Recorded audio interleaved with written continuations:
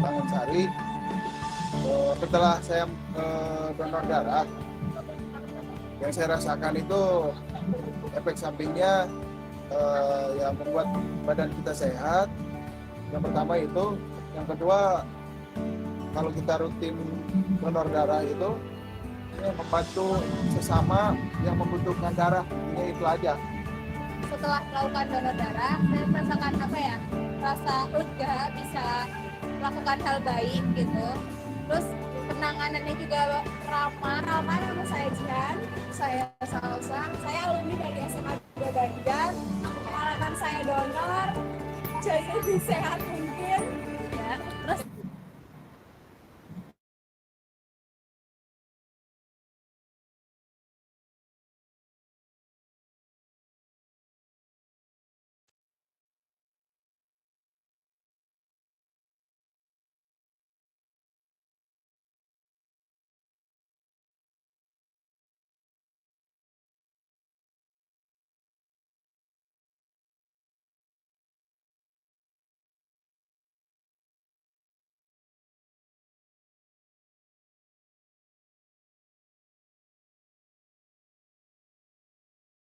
Halo, cek cek 1 2.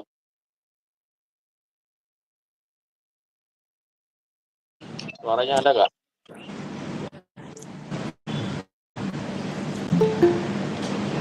Halo.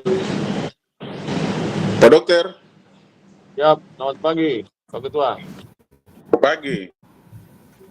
Wah, ini tambah sehat sekali nih. Mungkin tidur cukup kah? Ya, olahraga. Ya. Mantap.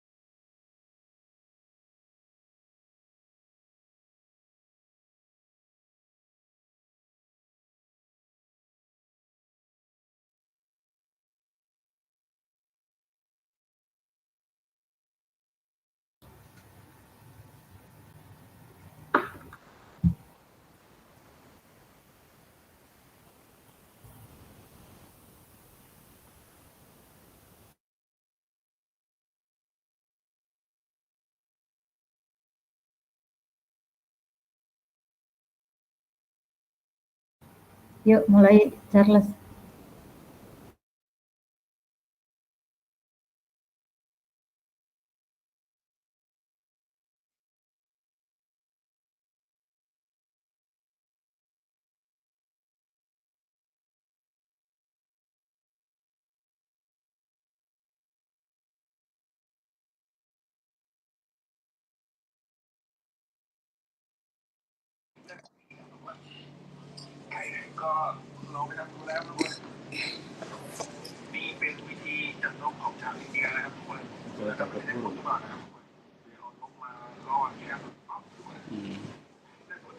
Persis Cina.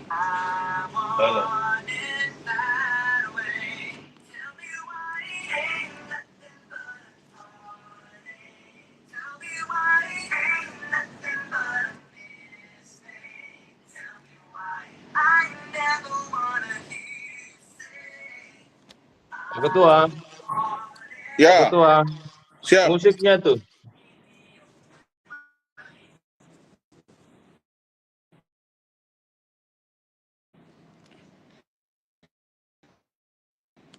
Ya, Oke, sudah. oke. Silakan mulai. Charles sudah bisa dimulai.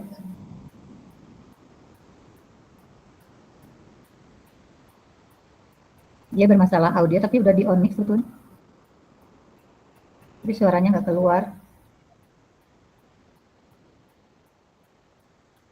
Coba tes suara, Charles.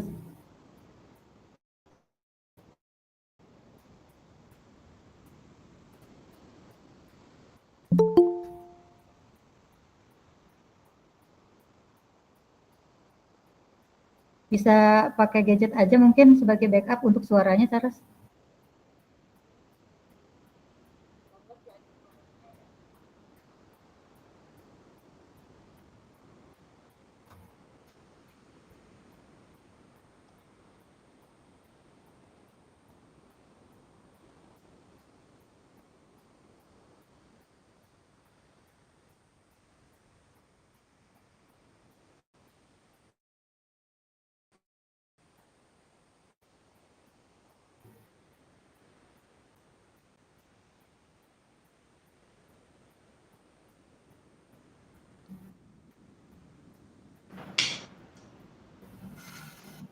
Izin apa suara saya kedengaran?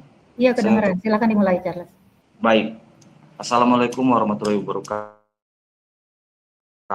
Salam sejahtera, Om Swastiastu, Namo Buddhaya. Yang terhormat Bapak Ketua PMI Provinsi Papua, dengan kasih saya sebut Bapak Sakyus DK. Begitu juga kedua narasumber, ada Dr. Rafael Rado Doranggi dan Ibu Siti Mariam.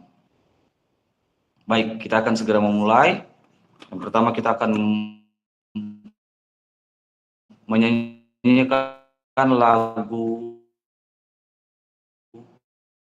Indonesia Raya.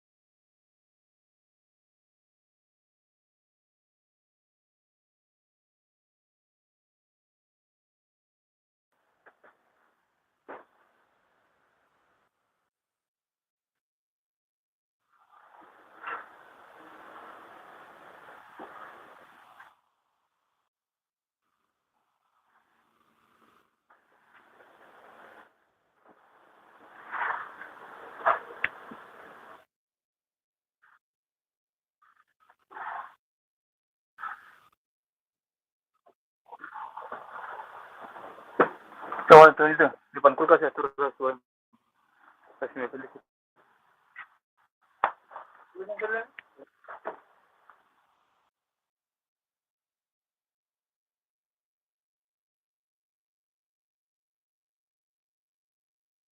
Kursi kecil saya biar di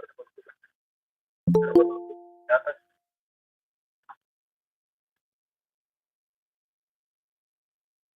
Awal baru di luar. Yang berat berapa yang ringan? Pak?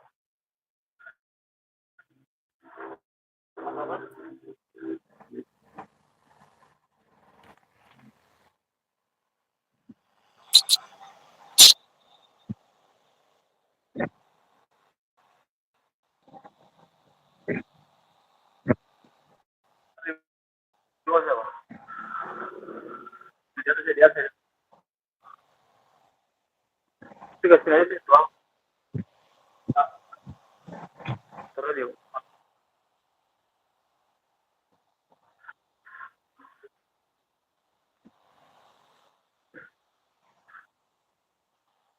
Di banyak siapa?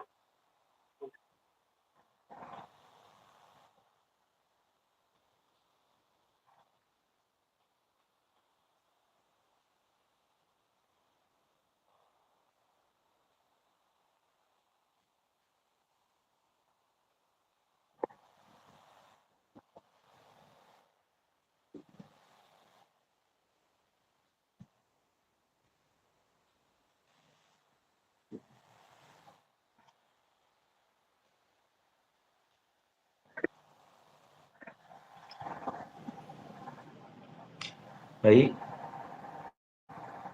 selanjutnya diikuti oleh Mas Feb.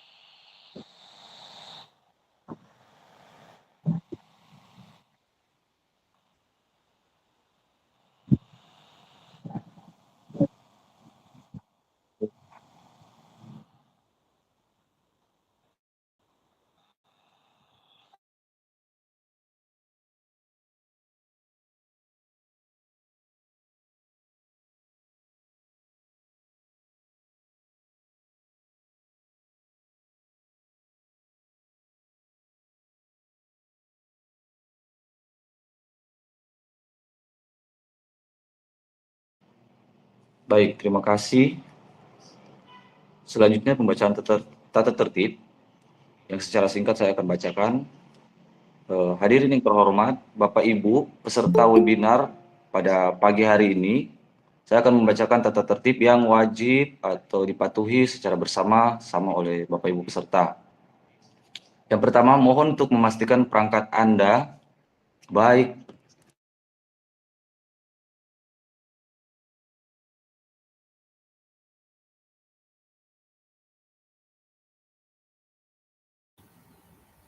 Sinyal kah?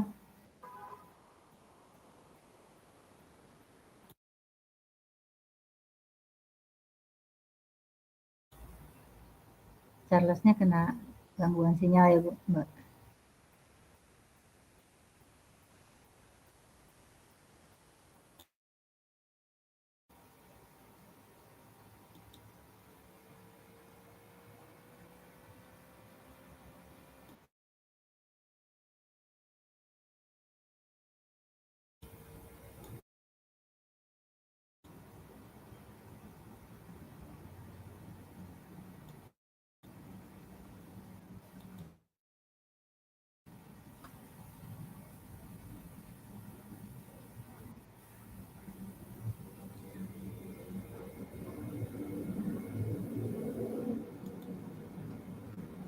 Mohon maaf Bapak Ibu, ini moderatornya terpental sepertinya karena gangguan sinyal.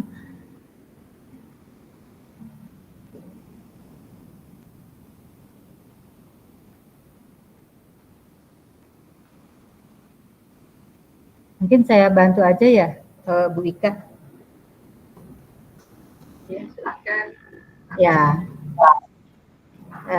terima kasih atas kehadiran Bapak Ibu semua. Mohon maaf, saya bantu dari sini untuk menyampaikan tata tertib webinar kita kali ini.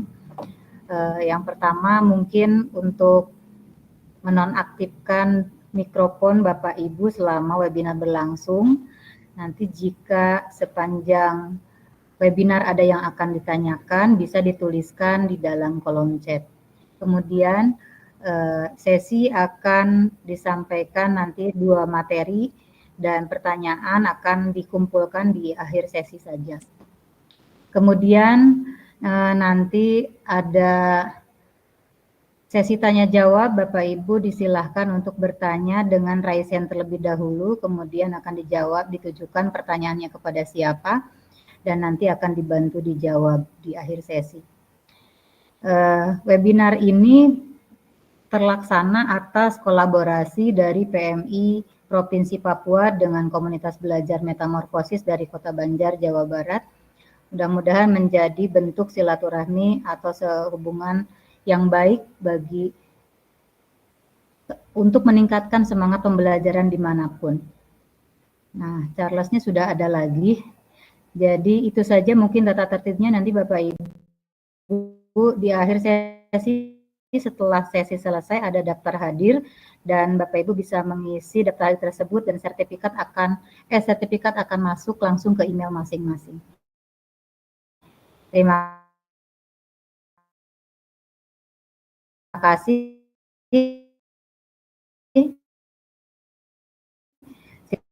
Sambutan yang pertama oleh Ketua PMI Provinsi.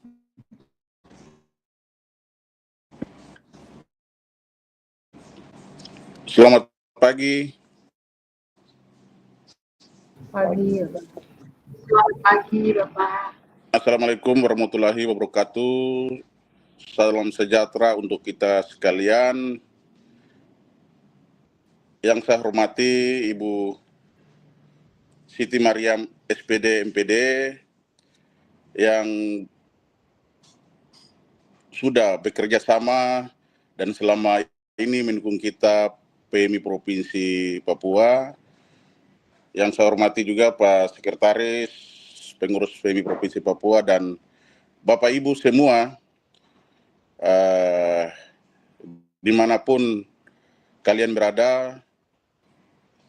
Kami atas nama PMI Provinsi Papua menyampaikan terima kasih yang sebesar-besarnya kepada Ibu Mariam dan PMI Banjar yang pada kesempatan hari ini bisa melaksanakan bekerjasama dengan PMI Papua pada pagi hari ini. Yang pertama,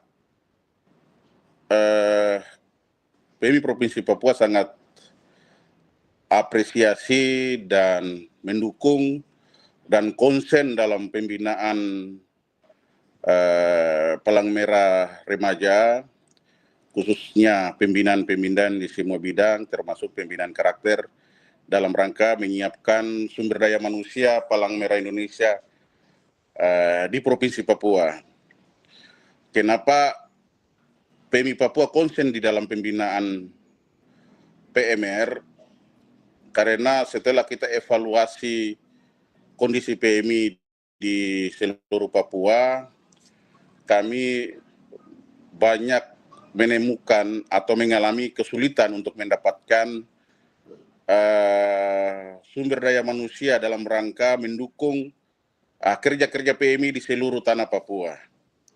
Sehingga dalam rangka menyiapkan kader-kader atau masa depan PMI di Papua ke depan, kami khusus melakukan kegiatan-kegiatan mulai dari sosialisasi PMI, kegiatan-kegiatan donor darah, maupun kegiatan-kegiatan lain di sekolah-sekolah.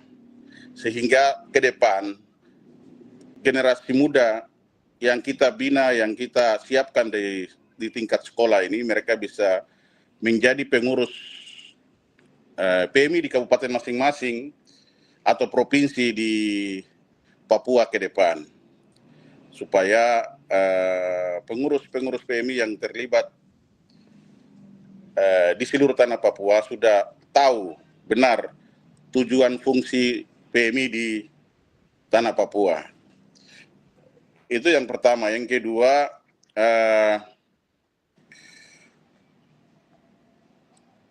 kita di Papua sosialisasi terkait donor darah, pentingnya donor darah itu menjadi salah satu agenda utama kita karena kebutuhan darahnya tinggi, jumlah pendonor atau relawan pendonor darah itu tidak ada. Sehingga dalam rangka menyiapkan relawan-relawan donor darah yang baik, yang bisa memenuhi kebutuhan darah di Papua, kami mau sosialisasi terkait pentingnya donor darah itu di sekolah-sekolah. Sehingga antara stok darah, pendonor darah dengan jumlah pemakai darah di Papua itu bisa seimbang. Sehingga kami konsen dalam menyiapkan, mensosialisasikan pentingnya donor darah di sekolah-sekolah. Dan juga manfaat yang berikut adalah hampir semua sekolah-sekolah di Papua itu belum mengetahui golongan darah. Sedangkan golongan darah itu salah satu hal yang penting di dalam mengisi biodata kepentingan-kepentingan lain. Sehingga bagaimana kita dengan melakukan sosialisasi atau melaksanakan donor darah di sekolah-sekolah, dengan sendirinya semua sekolah-sekolah atau siswa-siswa usia SMP atau SMA sudah mengetahui golongan darahnya. Terus bagaimana bisa mengetahui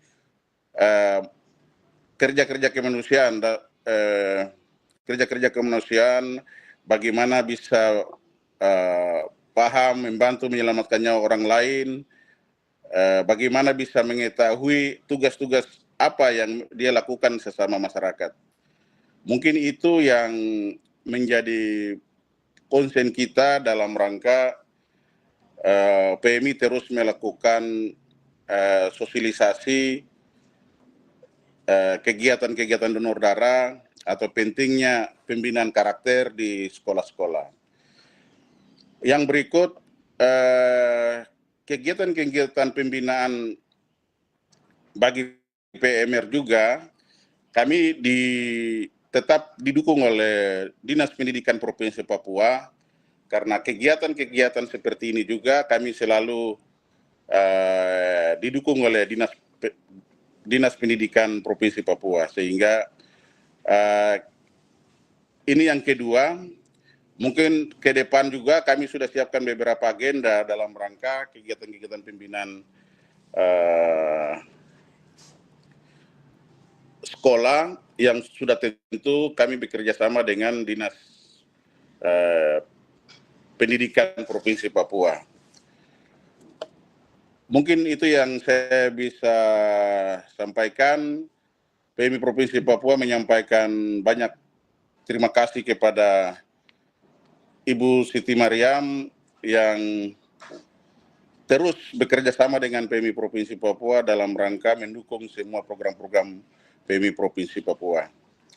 Dan juga kepada Bapak Ibu relawan anak-anak sekolah yang mengikuti kegiatan webinar pada pagi hari ini. Panitia atau PMI Provinsi Papua juga sudah pasti siapkan sertifikat, sehingga kegiatan pada pagi hari ini kami berharap untuk mengikuti dengan baik, sehingga bisa menyampaikan atau mensosialisasikan juga di sekolah lingkungan masing-masing. Mungkin itu yang saya bisa sampaikan, dan atas nama PMI Provinsi Papua menyampaikan selamat mengikuti webinar donor darah seri pembinaan karakter. Jadilah alasan untuk jantung mereka terus berdetak. Selamat pagi, salam kemanusiaan. Salam kemanusiaan. Salam. Oke, terima kasih atas sambutan oleh Ketua PMI Provinsi Papua dengan kasih sayang Bapak Sakyus DG. Oke, kita akan melangkah ke acara berikut, yaitu mendengarkan pemaparan materi dari kedua narasumber kita. Oke, dari waktu yang pertama, saya akan berikan kepada narasumber yang pertama atau pemateri pertama, Bapak Sekretaris, Bapak Dr. Rafaeus. Dipersilakan.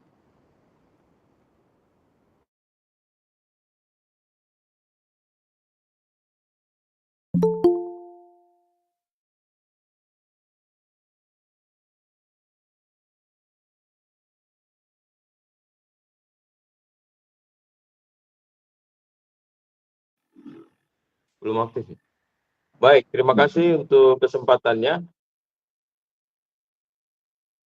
Adik moderator, Adik Melfrid, Bapak Ibu peserta webinar pagi hari ini, Bapak Ketua PMI Provinsi Papua, Bapak Sakyus DG. Assalamualaikum warahmatullahi wabarakatuh. Shalom, salam sejahtera untuk kita semua. Pada kesempatan ini saya diberi kepercayaan untuk menyampaikan materi tentang donor darah. Jaga kesehatanmu, selamatkan nyawa mereka. Nah, kita akan bicara tentang donor darah itu seperti apa. Mungkin kalau ada slide yang bisa ditampilkan, bisa ditampilkan. Donor darah itu adalah suatu proses pengambilan darah dari seorang yang sehat dan sukarela untuk digunakan dalam transfusi darah atau untuk membuat produk darah lainnya. Syaratnya untuk melakukan donor darah, pertama-tama berusia minimal 17 tahun dan maksimal 60 tahun. Ada juga yang menyampaikan 65 tahun. Ya. Ini syarat untuk seorang pendonor dari sisi usia. Kemudian kita lihat dari berat badannya. Berat badannya minimal 45 kg. Nah, kesehatannya juga harus baik. Calon pendonor harus memiliki kesehatan yang baik dan tidak memiliki kondisi kesehatan yang mendasarinya. Artinya ya dia dalam keadaan kondisi yang baik.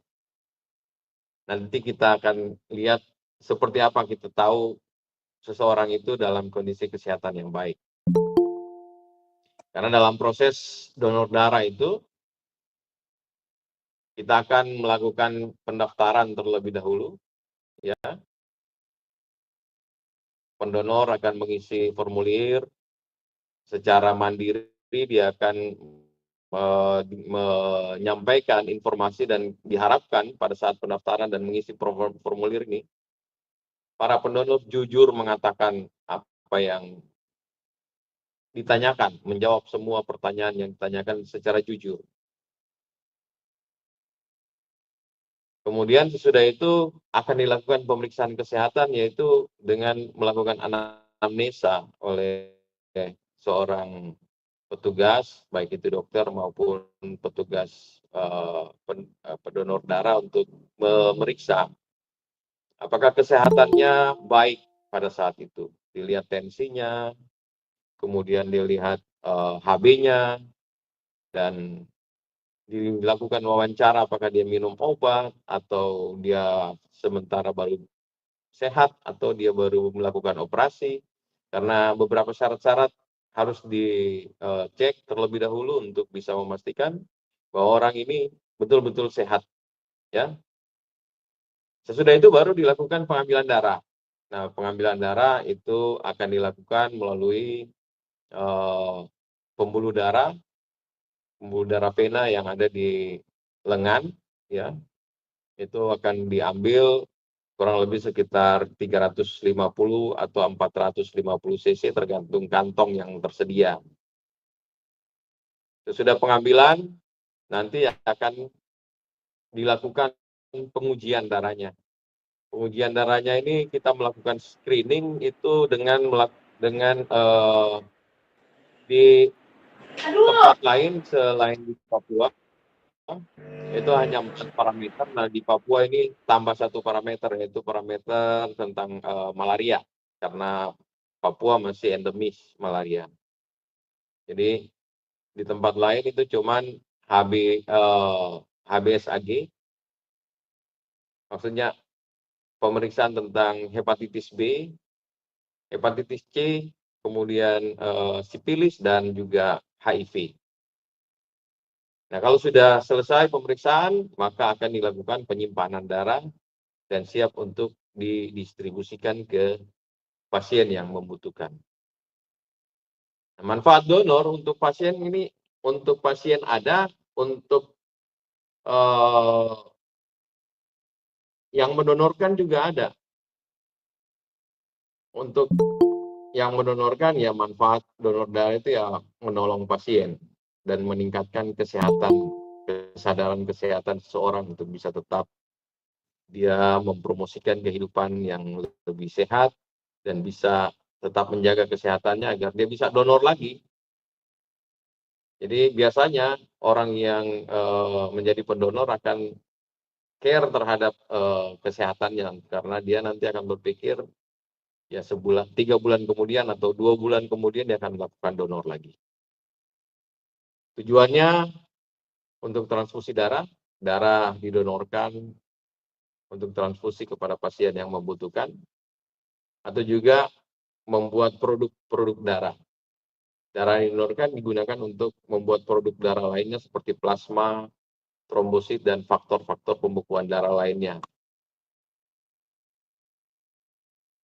Nah, kalau dilihat kebutuhan darah secara global, ya, itu setiap negara mempunyai tantangan untuk mencukupi kebutuhannya untuk darah yang aman dari pendonor yang aman. Nah, sistem pelayanan darah atas dasar donor darah sukarela atau DDS merupakan dasar penyediaan darah yang aman untuk mencukupi. Sistem pelayanan darah atas dasar donor pengganti atau keluarga seringkali tidak memenuhi kebutuhan klinis. Kadangkala donor pengganti yang di bawah itu bermasalah.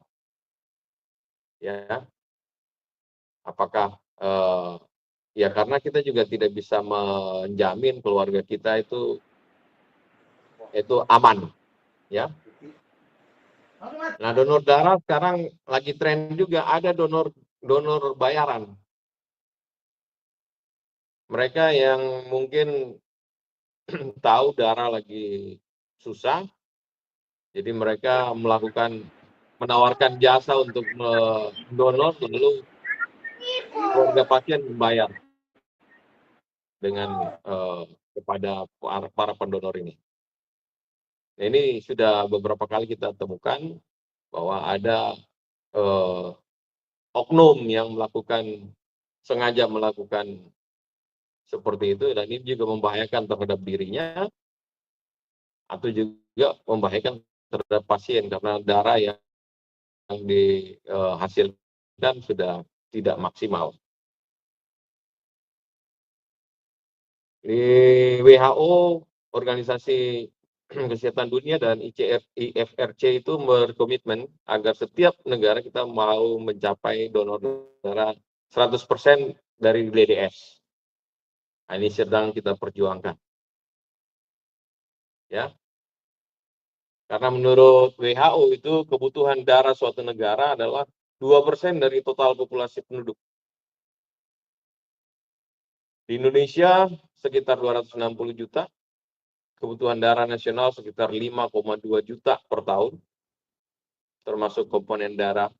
Ya, untuk di Papua sendiri jumlah penduduk 750.000 jiwa, ini provinsi Papua sendiri ya, belum tidak termasuk provinsi Papua Pegunungan, Papua Tengah, dan Papua Selatan. Untuk provinsi Papua itu kebutuhan darah setahun itu diperkirakan sekitar 15.000 kantong. Dan sampai saat ini juga kita belum bisa mencukupi kebutuhan yang diminta. Nah, sebagian darah digunakan untuk terapi pada kasus penyakit keganasan, juga sebagian anemia, perdarahan, melahirkan, dan luka bakar, dan sebagainya. Permenkes nomor 83 tahun 2014 tentang unit donor darah, Bank BDRS, dan jenjang jejaring pelayanan darah ya menyampaikan rekrutmen donor adalah sebagai berikut. Pengarahan donor dan pelestarian donor darah secara sukarela. Pengarahan donor merupakan kegiatan motivasi mengumpulkan dan mengerahkan masyarakat dari kelompok risiko rendah agar bersedia menjadi pendonor darah sukarela. Jadi ini yang terus kita promosikan sebagai donor darah sebagai gaya hidup bagi baik anak-anak yang baru mulai berusia 17 tahun, kita sudah coba untuk mempromosikan bahwa donor darah ini adalah gaya hidup untuk tetap menjaga hidup sehat. Bagi pendonor yang sudah aktif, kita harus melakukan pelestarian donor. Ini merupakan bagian yang akan terus dilakukan untuk bisa mereka secara rutin melakukan donor darah. Pengumpulan darah secara global disebutkan bahwa ada 90 juta kantong per tahun yang dibutuhkan. Nah, saat ini di Indonesia baru memenuhi 90-95% kebutuhan. Ya. Dari 60 negara penyedia darah itu 9,9%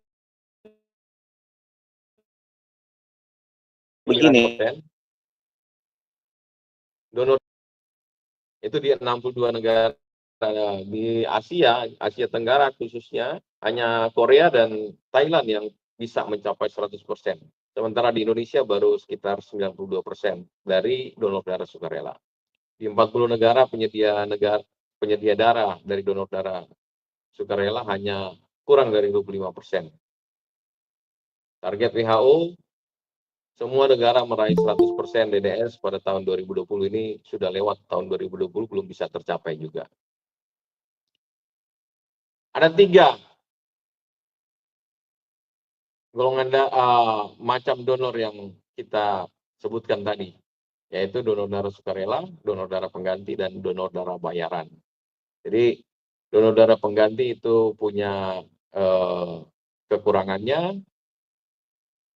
Yang paling baik itu adalah donor darah sukarela, karena sudah sukarela dan rutin, itu terpantau terus dia punya kesehatan. Kalau yang donor darah bayaran ini yang bahaya, ya, bisa dia sendiri yang berbahaya ataupun mengancam juga terhadap darah yang diproduksi karena kurang maksimal. Apa yang dimaksud dengan donor darah yang aman? Darah untuk transfusi dikatakan aman jika disumbangkan oleh orang yang sehat melalui seleksi donor, bebas dari sesuatu yang membahayakan pasien. Diproses dengan metode pengujian darah, pengolahan, penyimpanan, dan distribusi yang dapat dipertanggungjawabkan. Ditransfusikan hanya jika diperlukan dan bertujuan untuk kesehatan pasien.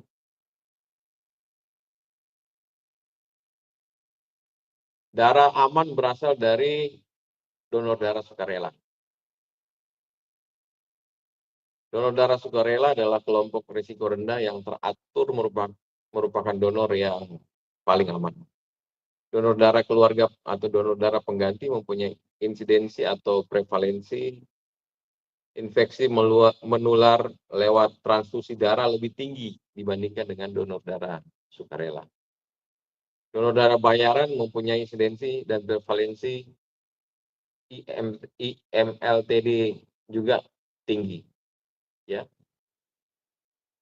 Nah, pelayanan darah menjadi program prioritas PMI dengan meningkatkan jumlah donasi menjadi program semua PMI provinsi dan kabupaten kota, menggalang potensi donor darah sukarela dari instansi TNI, Polri, universitas, sekolah, dan masyarakat melalui MOU sehingga bisa secara rutin diambil darahnya, mengajak pejabat daerah. Ini salah satu strategi untuk bisa mendapatkan donor darah yang sukarela.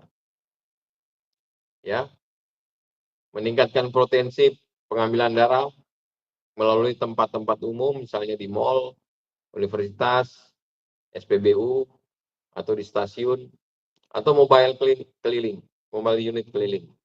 Artinya strategi untuk menjemput bola orang-orang yang lewat mau belanja, ya silakan mampir karena ada lihat orang buka stand di situ, stand untuk donor darah, biasanya mereka mampir karena sudah waktunya donor, tapi nggak sempat pergi ke tempat donor yang misalnya jauh dari rumahnya.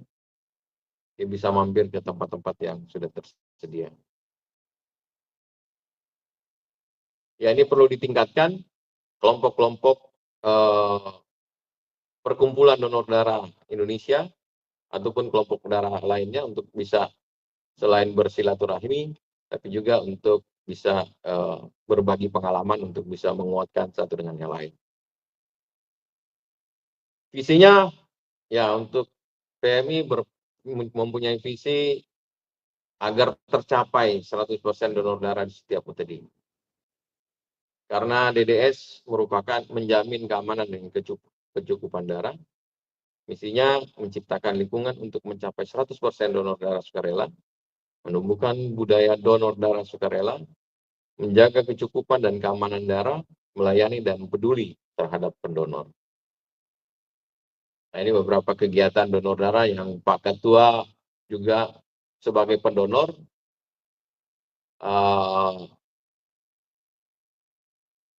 ini ada tampilannya ya? Halo? Halo, Ada tampilannya?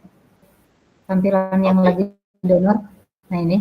Ya, tampilan yang donor ini juga sebagai salah satu strategi untuk bekerja sama dengan rumah sakit dan untuk mensuplai darah yang aman ke rumah sakit.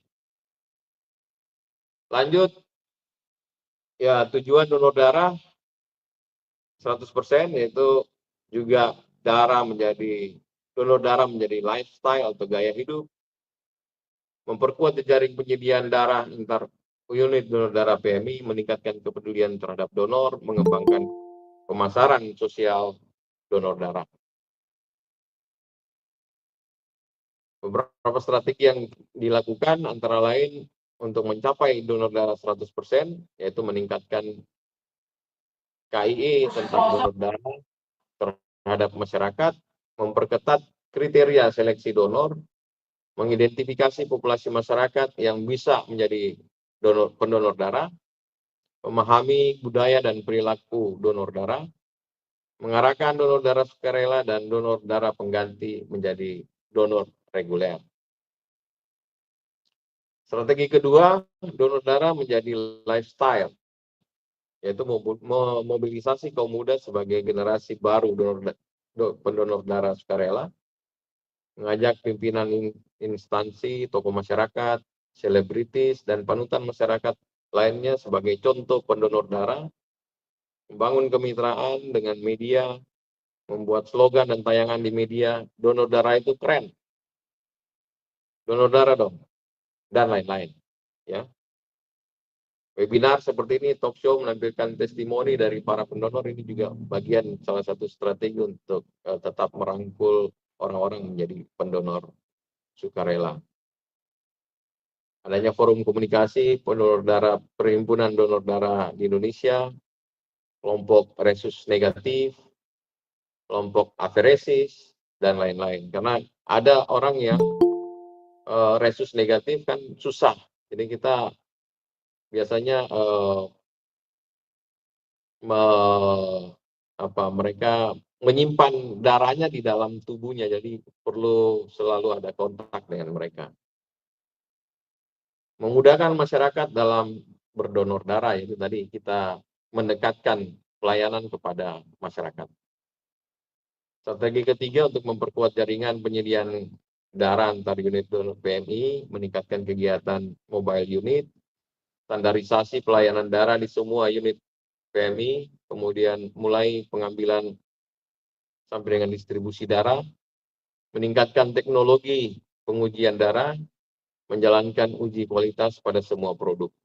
Jadi selain pendonornya baik, juga alat-alat dan juga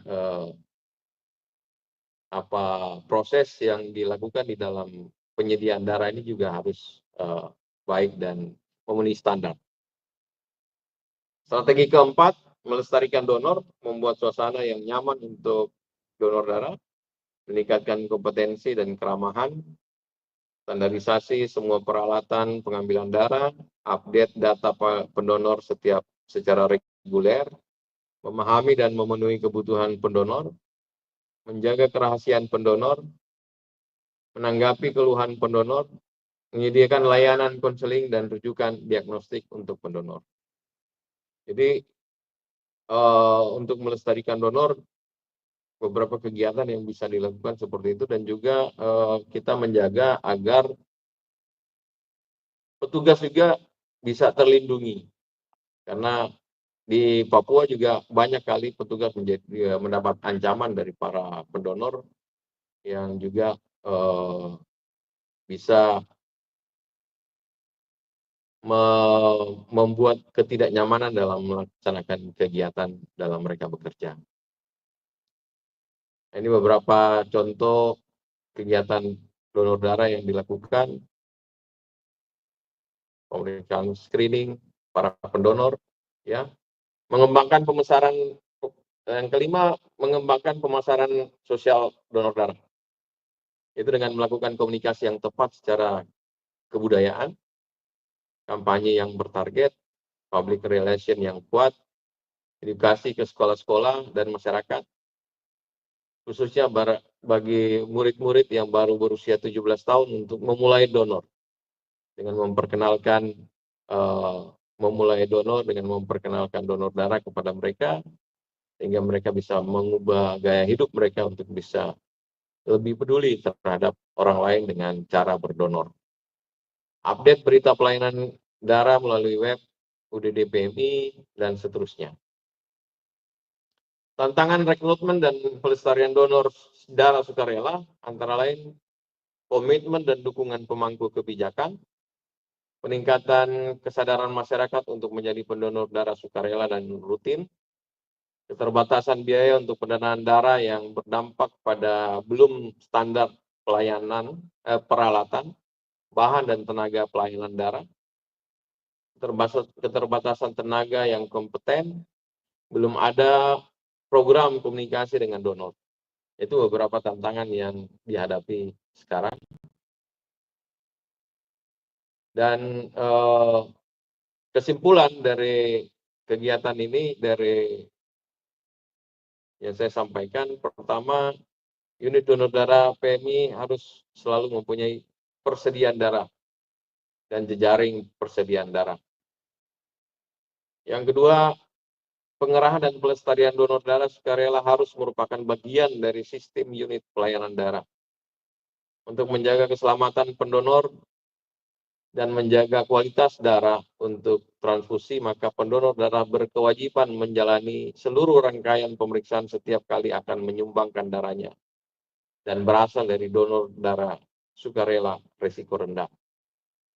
Meningkatkan komunikasi, informasi, dan edukasi, dan kerjasama dengan berbagai macam instansi dalam program rekrutmen donor, menjadi pendonor darah yang merupakan perbuatan yang mulia karena bermanfaat untuk orang lain dan dirinya sendiri. Donor darah adalah gaya hidup. Terima kasih, demikian yang bisa saya sampaikan. Saya kembalikan ke moderator. Baik, terima kasih Pak Dokter untuk pemaparan materi yang pertama. Selanjutnya kita akan mendengarkan, langsung saja kita akan mendengarkan materi yang kedua oleh narasumber, yaitu Ibu Siti Mariam. Waktu dipersilahkan. Baik, sebentar ya.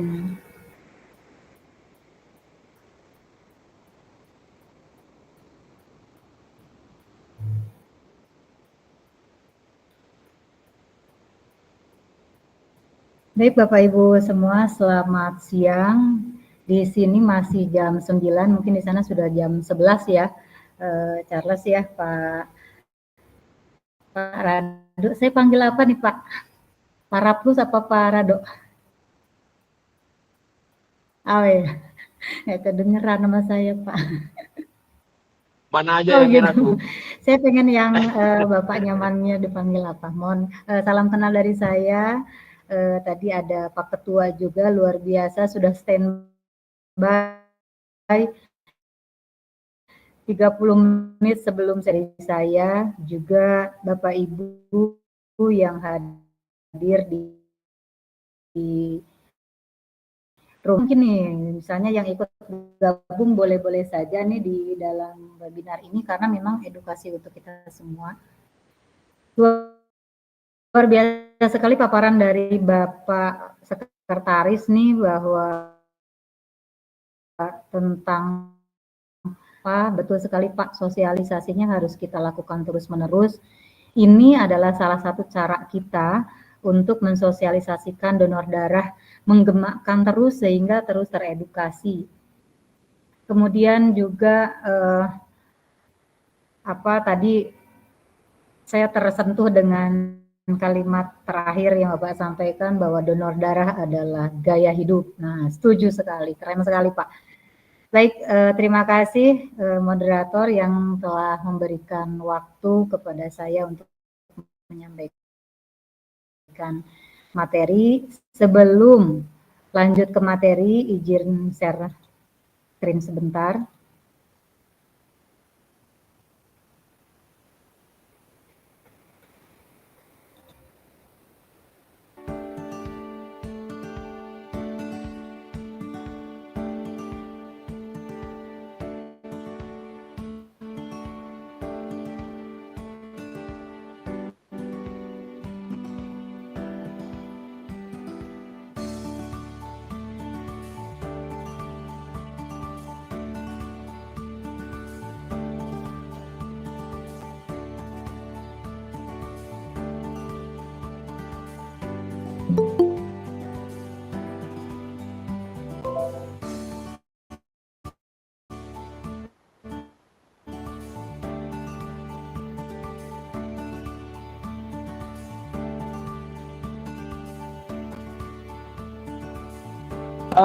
Pelayanan untuk donor darah di SMA Nido Banjar ini sangat baik sekali, dari dimulai pendaftaran, kemudian tes tensi darah, kemudian KB-nya juga gitu. Jadi semua bisa kita ketahui.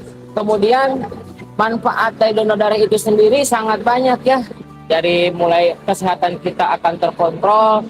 Jadi tahu nih kita teh lagi sakit apa, kemudian kalau misalkan tensinya lagi tinggi itu kita bakalan tahu, dan HB-nya kurang juga kita bakalan tahu ya. Jadi harapan saya mudah-mudahan si donor darah ini tetap berlangsung lebih banyak lagi untuk para pendonor darah agar bisa bermanfaat bagi orang banyak. Untuk pelayanan TNI-nya sendiri itu benar-benar the best ya. Terus mereka juga bisa ngajak kita nge-lag gitu, jadi bercandaan. Jadi misalnya kita nggak tegang, dan proses donor darah ini juga bisa berjalan dengan lancar. Harapan kedepannya semoga bisa menjadi lebih baik dan terus melaksanakan kewajibannya dengan baik. Ya, terima kasih. Saya Fakih dari Koramil 1318 Tangansari. Setelah saya donor darah, yang saya rasakan itu efek sampingnya yang membuat badan kita sehat. Yang pertama itu, yang kedua, kalau kita rutin donor darah itu membantu sesama yang membutuhkan darah, intinya itu aja. Setelah melakukan donor darah, saya merasakan rasa lega, bisa melakukan hal baik gitu. Terus penanganannya juga ramah nama saya Jan, saya Salsa, saya alumni dari SMA 2 Banjar. Pengalaman saya donor jadi lebih sehat mungkin ya. Terus jadi lebih membantu banyak orang, semoga bermanfaat untuk darahnya.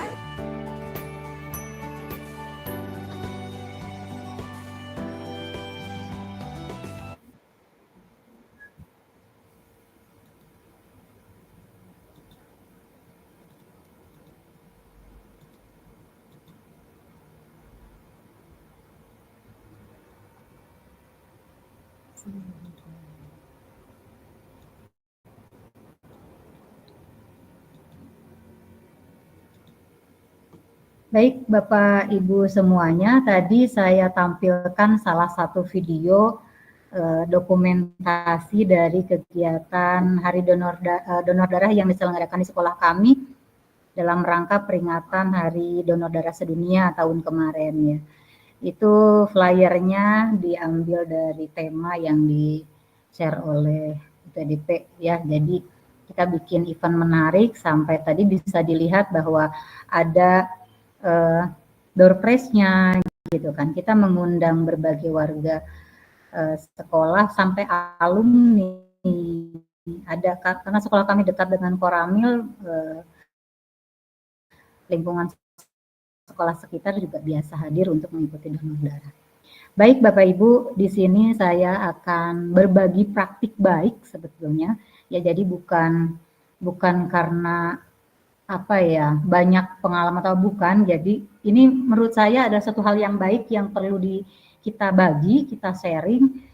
Saya merasa senang telah melakukan ini di sini, dan mudah-mudahan bisa menginspirasi atau bisa, jadi bisa ini dilakukan di sekolah yang lain juga. Baik, sebelum kita mulai, izinkan saya pantun dulu ya Bapak Ibu. Masak kuah ditambahkan kecap. Cakep. Oh iya, cakep. Kecap mahal dari Papua. Cakep, nggak ada. Oh, enggak ada. Sepatah kata akan saya ucap, semoga berguna bagi hadirin semua. Jadi, Cakep. ya terima kasih cakepnya. Jadi mungkin nggak sepatah banget sih, ada beberapa patah kata. Tapi saya akan mulai webinar ini, paparan ini dengan harapan bahwa semoga yang kita lakukan, yang akan saya sampaikan bermanfaat untuk kita semua. Baik. Nah, ini Bapak Ibu, saya akan share sebentar, ini terlalu besar. Baik. Berbagi praktik baik penyelenggaraan donor darah di SMA Negeri 2 Banjar, Jawa Barat. Saya merasa sudah sangat familiar dengan Papua, difasilitasi oleh Ibu Ika di sini PMI Papua yang memberi saya kesempatan untuk sharing jauh-jauh gitu ya. Dengan adanya dunia maya seperti ini, kita terasa dekat ya kan Bapak Ibu, bisa aja sharing ilmu dari mana saja dan kita bisa menambah saudara gitu, menambah kenalan, menambah teman gitu dengan cara seperti ini. Nah, berbagi praktik baik yang ingin saya sampaikan berdasarkan fakta pertama adalah penyelenggaraan donor darah di sekolah kami itu dilaksanakan sejak tahun 2008, Bapak Ibu. Jadi, sekolah kami berdiri tahun 2005, ya, dan saya bertugas ke sini dari 2006, dan penyelenggaraan donor darah dimulai sejak 2008. Nah, awalnya sih penyelenggaraannya itu sekitar 3 bulan sekali. Kadang ada berarti setahun 4 kali ya, tapi ada yang 3 kali tuh misalnya karena ada terhambat oleh liburan atau misalnya Ramadan kayak seperti itu. Tapi untuk beberapa tahun terakhir ya kira-kira kalau nggak salah sih lebih ya 5 tahun terakhir ini sekolah kami menyelenggarakan donor darahnya setiap bulan.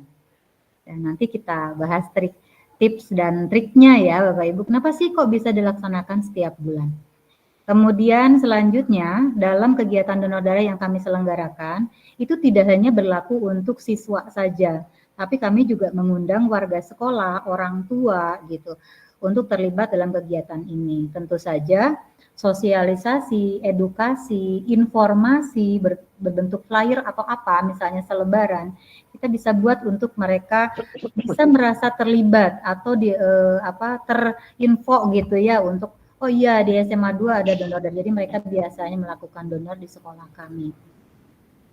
Dari penyelenggaraan selama ini sampai sekarang, dari 2008 sampai sekarang di sekolah kami sudah menyelenggarakan donor darah sampai ke 78 kali, 26 Februari kemarin sebelum Ramadan itu ke 78. Insya Allah bulan ini nanti tanggal 28 kita sudah menjadwalkan kita akan menyelenggarakan lagi donor ke 79 berarti untuk di sekolah kami.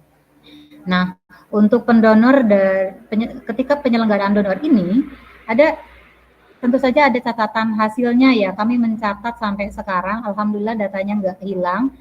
Itu setiap penyelenggaraan kami catat, kami data dan penyelenggaraan terbanyak itu mencapai 186 labu pendonor itu untuk penyelenggaraan donor 3 hari Bapak Ibu. Dan paling sedikit kita pernah ada donor itu sampai 9 sampai 10 orang gitu. Karena itu tadi kita pelaksanaannya setiap bulan itu jumlah sedikit itu sekarang ketika penyelenggaraannya setiap bulan. Kemudian kami juga melakukan MOU dengan PMI untuk penyelenggaraan ini sehingga kegiatan donor darah ini berdampak baik untuk kolaborasi sekolah dengan PMI atau dengan instansi lain sebagai bentuk kerjasama. Dan ini Bapak Ibu yang menjadi guru, apalagi mungkin di sini ada dari dinas mungkin ada yang dari mempunyai jabatan penting di sekolah seperti kepala sekolah, wakasek. Itu tahu sekali bahwa kalau misalnya sekolah mengadakan MOU dengan pihak luar, itu berarti poin besar untuk sekolah tersebut. Baik, selanjutnya tadi share. Bagaimana sih tahap pelaksanaan donor darah di sekolah kami gitu. Tadi sekilas disampaikan oleh Pak Sekretaris. Nah, saya lebih ke teknis di dalam sekolah.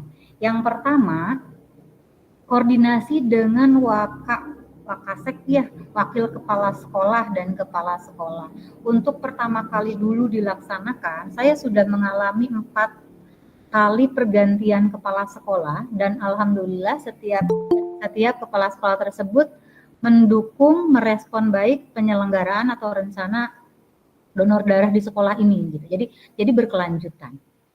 Jadi pertama koordinasi dulu bahwa kita akan melaksanakan donor darah misalnya bulan ini baiknya tanggal berapa gitu ya. Karena biasanya yang saya hadapkan nih paling bersentuhan itu dengan wakase kurikulum ya, karena mungkin berkaitan sama jadwal pembelajaran. Jangan sampai terlalu mengganggu jadwal pembelajaran. Kalau dulu sampai hari penyelenggaraan itu memang diizinkan spesial kayak seperti itu. Jadi anak-anak semuanya disarankan, diarahkan untuk mendekat kepada tim donor. Kalau sekarang karena pelaksanaan setiap bulan, kita memang benar-benar menggunakan waktu misalnya dan waktu istirahat atau misalnya anak itu bergantian ya datang ke tim donornya. Jadi butuh koordinasi. Kalau mereka sedang ada ujian, sedang apa, tentu saja misalnya tidak diperbolehkan terlebih dahulu, makanya bergantian. Itulah pentingnya koordinasi. Kemudian selanjutnya membuat jadwal dengan UDD PMI. Setelah sekolah mengizinkan dan ingin donor tanggal sekian misalnya, itu kadang cocok, kadang enggak dengan jadwal dari UTD PMI. Kenapa? Karena mungkin pada regenerasi sel darah secara alami dan yang pasti rasa empatinya muncul. Apalagi kalau kita tampilkan nih video-video misalnya yang butuh darah di rumah sakit gitu ya, yang kecelakaan. Ketika kita bangkitkan di edukasi, di sosialisasi fakta-fakta seperti itu, biasanya terenyuh. Apalagi kalau mereka merasakan benar ada keluarga yang mengalami itu gitu. Ya, mengalami kebutuhan darah, misalnya ada kecelakaan sangat parah seperti itu. Masa sih harus sampai misalnya mengalami, ya jangan sampai gitu ya. Dengan merasakan kita di posisi mereka, berempati, anak-anak akan menunjukkan bahwa sisi solidaritasnya sudah muncul. Baik, selanjutnya kemudian kenapa sih dari mulai sekolah? Nah ini saya tertarik nih Bapak Ibu, membentuk jiwa sosial sejak dini. Saya di PMI juga terlibat kebetulan sama sekretaris, tapi saya di kota Pak Raplus ya. Jadi di sini kami menyelenggarakan donor kan di semua lapisan masyarakat di kota. Tapi ternyata salah satu kantong darah terbesarnya itu adalah sekolah. SMA, SMK sederajat deh seperti itu. Kenapa? Karena ada pembiasaan yang baik gitu ya dari guru, kemudian mereka mudah gitu, kadang lebih mudah diedukasinya dibanding orang dewasa yang ketakutannya sudah lebih banyak dibanding dengan keberaniannya, kemudian mendapatkan pengalaman berharga, potensi manfaat kesehatan.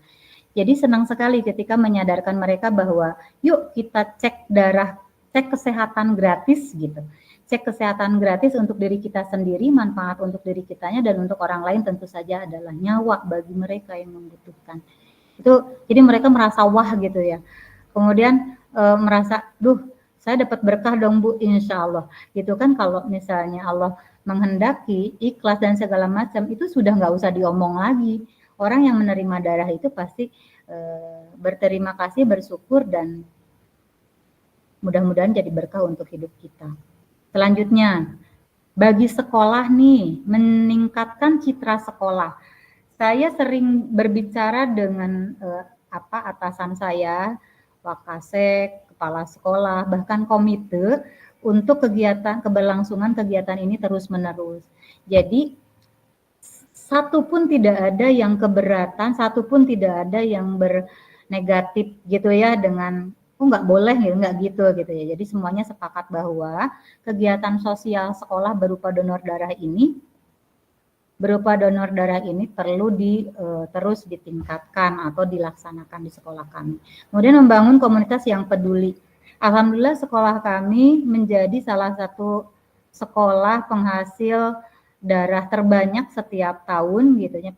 Penyelenggaraan terrutin, tersering juga gitu kan untuk setiap tahunnya. Kenapa sih harus setiap bulan tadi ya saya bilang di awal?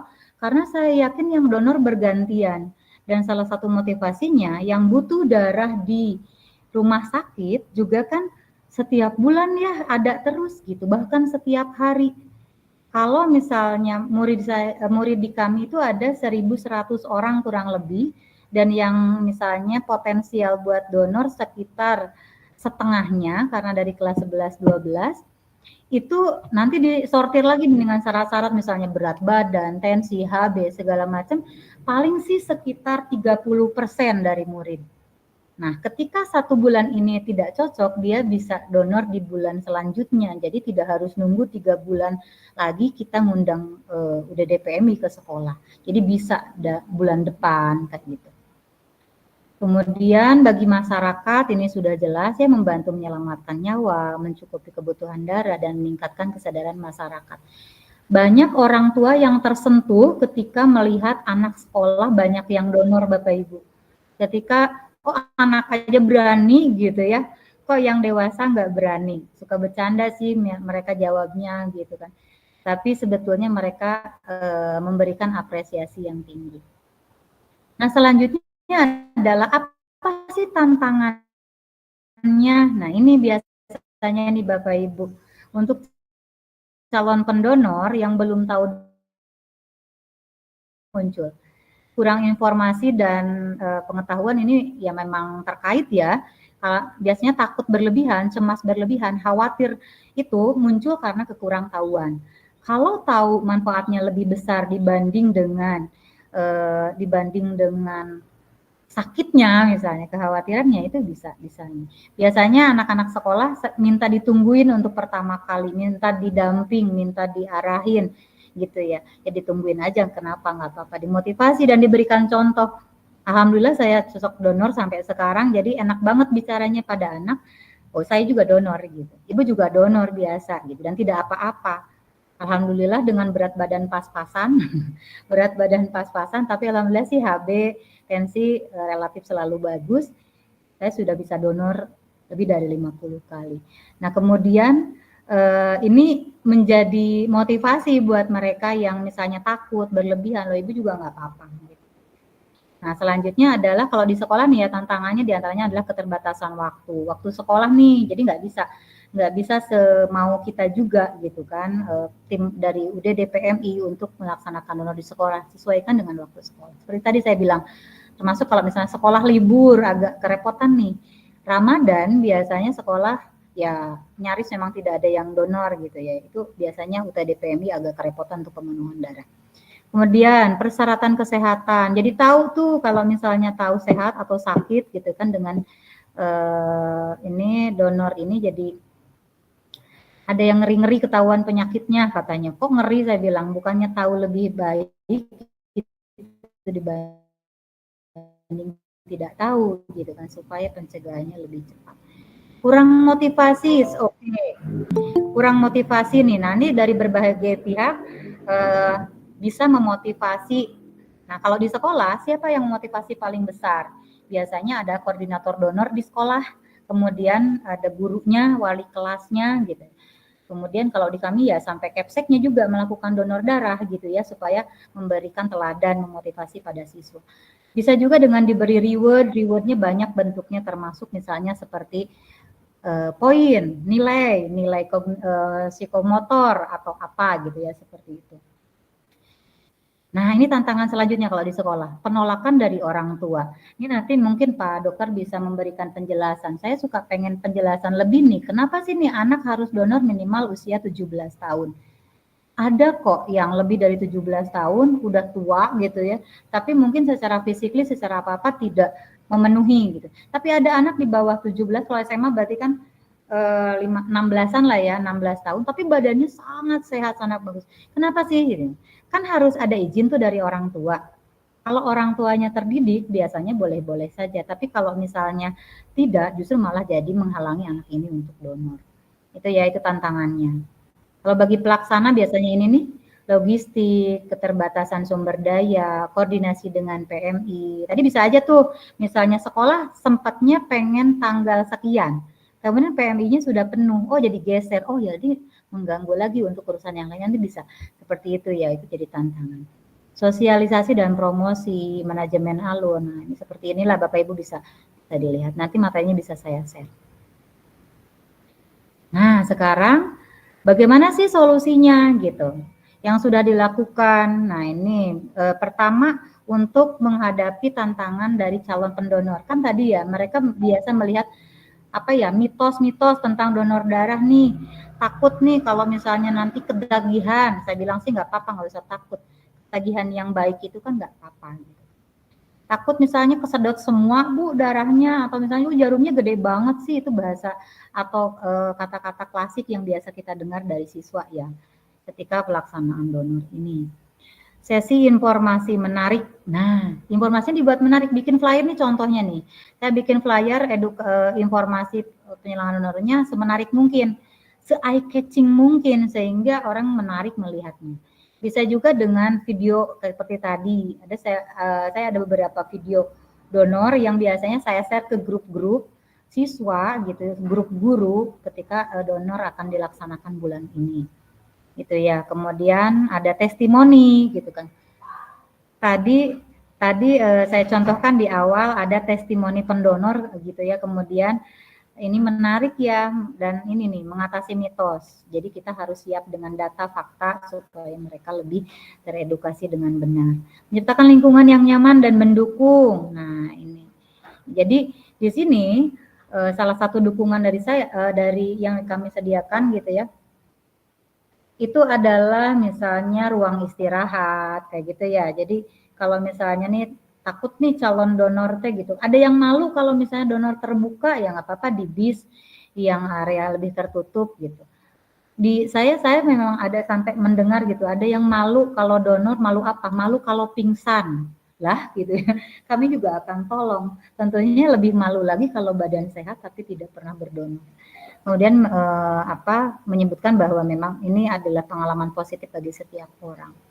Solusi selanjutnya nih ini ada fleksibilitas waktu dan akses. Tadi kalau misalnya penjadwalannya tidak tepat ya kita bisa fleksibel lah baik PMI maupun sekolah gitu ya. Nanti kita fleksibel dengan keberadaan pendonor. Jadi memang kantong atau syarat besarnya ya calon donornya ada gitu. Jadi jangan semau sekolah atau semau TD aja. Ini calon donornya nggak ada, jadi nggak tepat juga penyelenggaraan. Jadi kita fleksibel di sini. Insentif dan apresiasi, sertifikat. Kalau sertifikat biasanya dikeluarkan oleh PMI ya. Di sini dicontohkan ada poin ekstrakurikuler. Kalau di saya di sekolah kami tidak hanya ekstrakurikuler yang memberikan nilai, tapi semua guru. Biasanya di akhir semester ketika akan membuat nilai rapor, saya memberikan tawaran pada guru-guru yang ingin memberikan nilai tambah pada siswanya. Ya, siswa yang di kelasnya itu melakukan donor darah. Gitu. Ucapan terima kasih dan souvenir kecil gitu. Banyak cara lah ini bisa ada misalnya kolaborasi dengan pihak lain, bahkan alhamdulillah sih sekolah di kami juga memberikan dana untuk souvenir seperti ini cenderamata kecil gitu ya. Ada keterlibatan orang tua. Ada yang menarik Bapak Ibu ketika penyelenggaraan di sini ada sampai anaknya nggak cocok donor nih, tapi dia anak PMR misalnya, dia teredukasi dengan benar, tapi dia sendiri belum cocok donor karena mungkin usia, berat badan dan segala macam. Dia bawa orang tuanya Bapak Ibu. Ada yang menarik, ini sering sekali. Sering sekali ada anak bawa orang tuanya untuk donor ke sekolah, dan lucunya dia berani bilang ke saya, Bu, nanti yang diberi nilai saya ya, katanya. Saya pikir, oke lah, nggak apa-apa gitu kan, dicatat aja bahwa ini orang tuanya anak siapa. Itu lucu dan saya jadi tergugah gitu. Itu bagus sekali. Dia bilang ngajak ke temannya untuk donor, bahkan orang tuanya, tapi dia sendiri tidak donor, tapi tidak menyusutkan semangat seperti itu.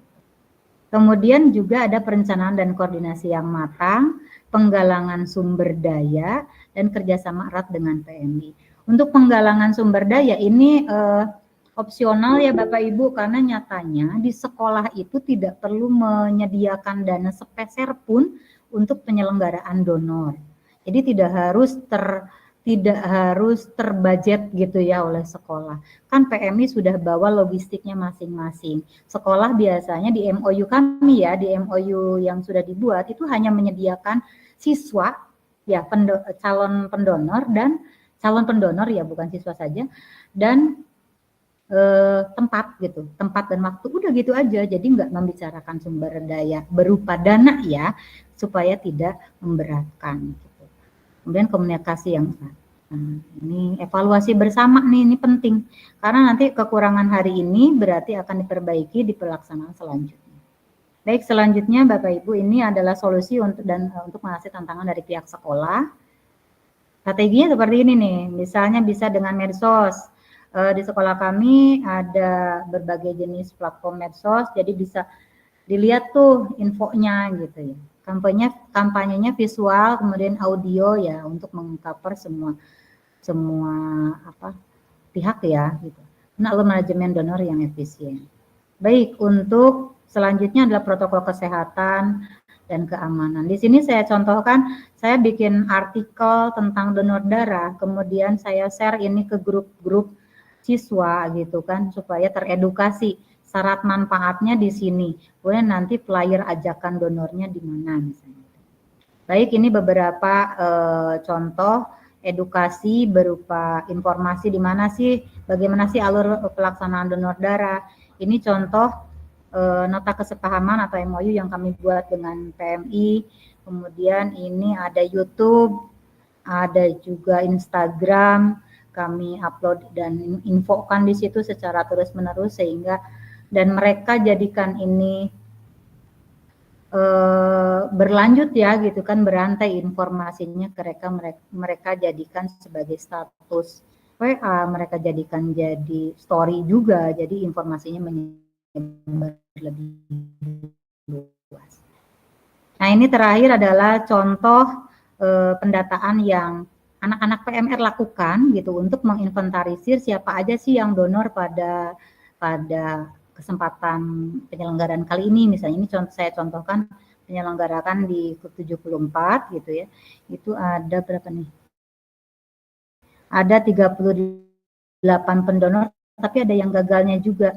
Kenapa yang gagal harus dicatat? Di sini ada keterangannya ya. Ada yang pendonornya daftarnya semua kita hargai, 38 orang. Yang cocoknya 30 orang, berarti dan dengan yang kondisinya gini, A berapa, B berapa, terus seperti itu. Kemudian yang tidak cocok atau yang gagal, ini kita catat sebagai bentuk penghargaan dan sebagai data. Justru ketika nanti ada yang butuh darah, baik itu dari masyarakat, ya misalnya, atau lebih parah lagi misalnya kalau warga sekolah yang lain yang butuh, keluarga sekolah gitu ya, yang butuh donor, ya kita kan nyarinya yang gagal saat itu kan. Jadi ini akan ada datanya gitu. Jadi kita bisa hubungi untuk melakukan. Baik, adalah ajakan dari saya untuk yuk ciptakan budaya positif donor darah di sekolah. Terus menerus karena edukasi tidak pernah berhenti, karena siswa terus berganti, tapi guru harus terus meningkatkan cara motivasi mereka untuk melakukan kegiatan baik. Terima kasih, itu saja share dari saya, presentasi dari saya. Mohon maaf atas segala kekurangan, mudah-mudahan hal yang mengganggu tadi tidak mengurangi khidmat kita atas tujuan kita untuk mendapatkan manfaat dari kegiatan siang ini. Terima kasih. Assalamualaikum warahmatullahi wabarakatuh. Sudah tempat saya kembalikan kepada moderator. Baik, terima kasih. Pemaparan materi yang sangat luar biasa ya, Bapak Ibu. Bisa menjadi inspirasi atau menjadi gambaran ke depan bahwa kita di sekolah-sekolah tentunya bisa melakukan atau membantu unit-unit donor darah di PMI masing-masing daerah. Jadi kita di sekolah-sekolah juga bisa menjadi pendonor-pendonor, dan tentunya dengan syarat dan umur yang berlaku sesuai dengan syarat yang ditentukan. Oke, kita sudah mendengarkan kedua materi dari narasumber yang sangat luar biasa. Kita akan ke sesi tanya jawab, yaitu sesi pertanyaan. Jika Bapak Ibu, oke baik, bisa melakukan raise hand, atau bisa melakukan di kolom chat. Sudah ada 2 yang raise hand itu. Oh iya, Charles, sudah ada. Kita ke Bapak Arnold. Bapak Arnold,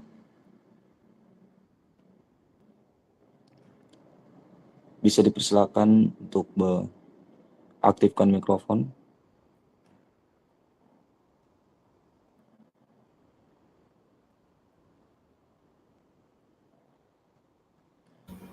Oh izin Ibu Arnold, silakan Ibu.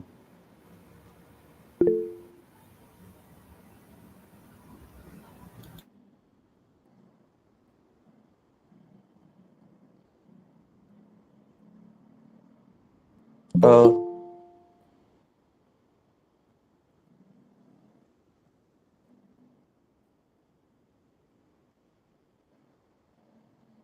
masih di mute Ibu, permisi.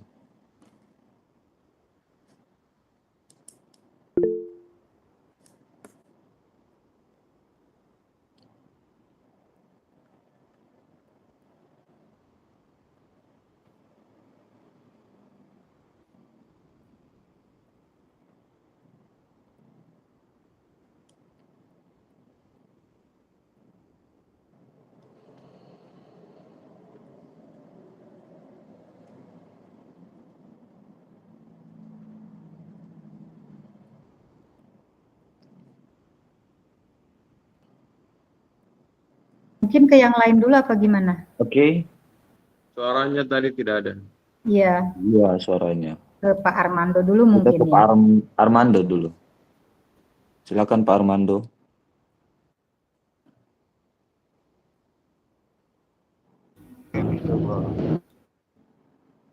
Iya Pak Armando silakan.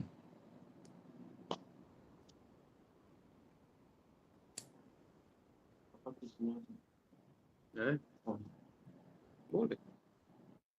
Di atas berapa orang? Izin Pak Armando dipersilakan.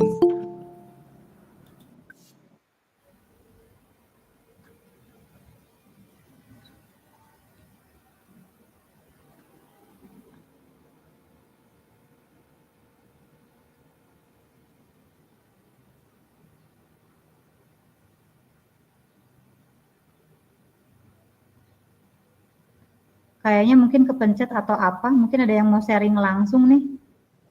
Kita bisa ngobrol juga Pak Raplus nih ya, ini gimana nih misalnya tentang pelaksanaan donor darah di Papua. Kita kan niatnya mau sharing nih, kalau di Papua gimana nih? Sudah ada pelaksanaan donor darah di sekolah belum?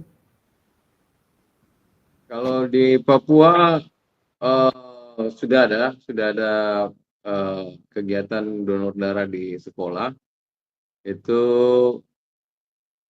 yang aktif itu di SMA 4, kebetulan kepala sekolah juga pengurus PMI, jadi mereka juga aktif melakukan kegiatan donor.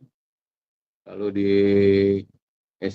SMK YPKP di Sentani itu rutin, mereka setiap 3 bulan itu ada donor.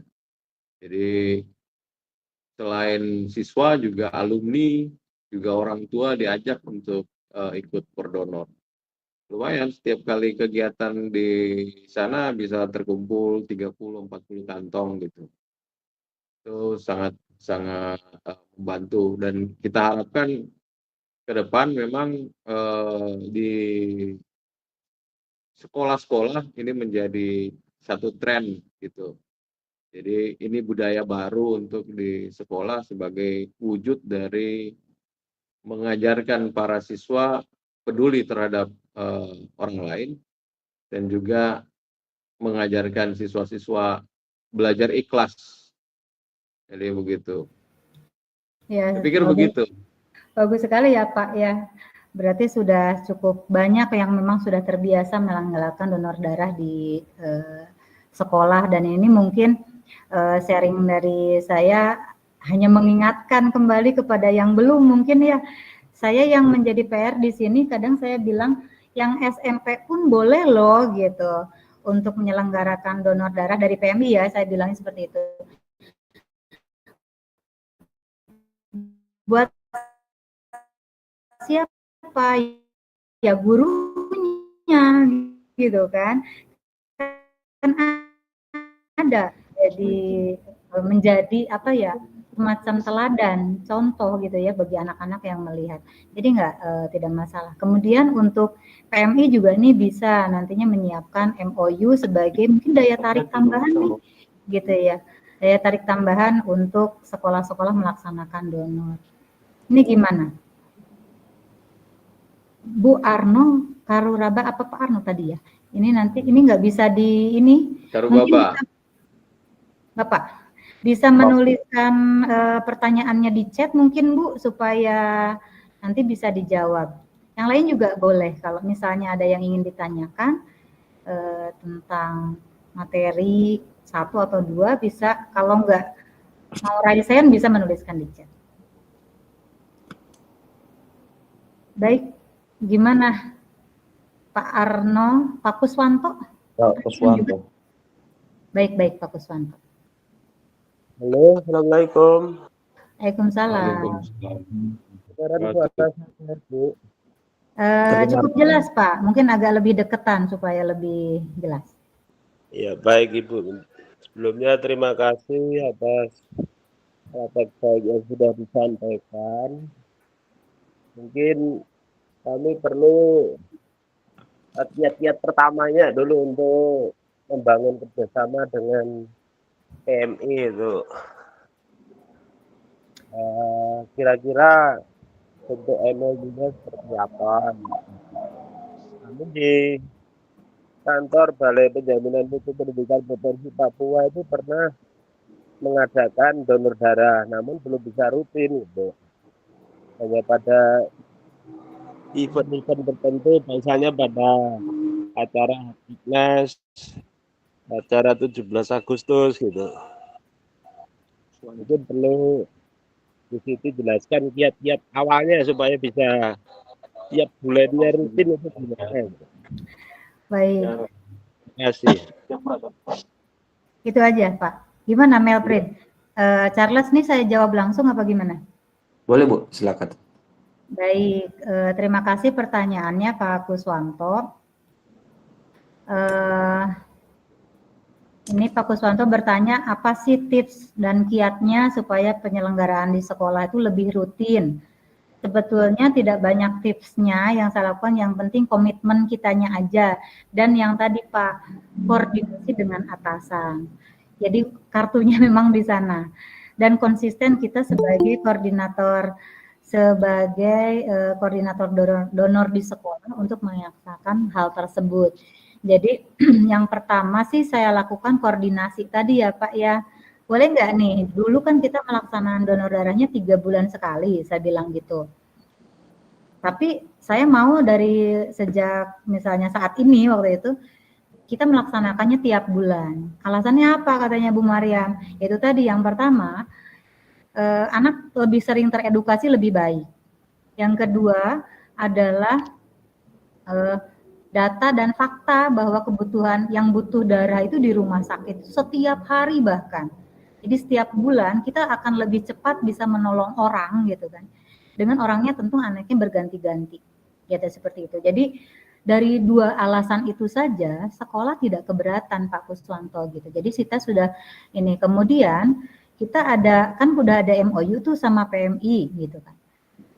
Jadi memang yang kedua jalin komunikasi atau jalin kerjasama, perjanjian kerjasama yang memang kuat gitu ya sama PMI-nya, bahwa ini sekolah kami dari sekarang ingin donor darahnya setiap bulan.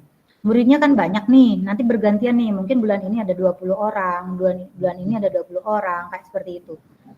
Belum lagi kalau ditambah ada event-event tertentu di sekolah yang mengundang orang tua, gitu ya, warga sekitar, kita bisa nebeng menyelenggarakan donor darah pada saat kira-kira calon pendonornya banyak. Nah, seperti itu sih Pak. Jadi memang yang pertama koordinasi saja. Kemudian yang kedua ya tadi ya dengan kekuatan MOU kita juga gitu. Kemudian kita menyiapkan tim. Karena saya pembina PMR, saya punya anak sih cukup banyak nih gitu. Jadi ya, saya biasanya buat tim tuh anak-anak. Jadi bukan saya terus yang bertugas Pak. Saya cuma ngecek aja, kamu udah siapin ini, kamu udah ini. Jadi mereka yang nyiapin. Jadi kayak di piket gitu ya. Bulan ini piket 5 sampai 6 orang anak untuk membantu tim donor dari PMI. Mereka dari mulai bikin flyer, mendokumentasikan, membantu proses, yang sakit ditolongin misalnya gitu ya, atau misalnya yang pusing-pusing gitu.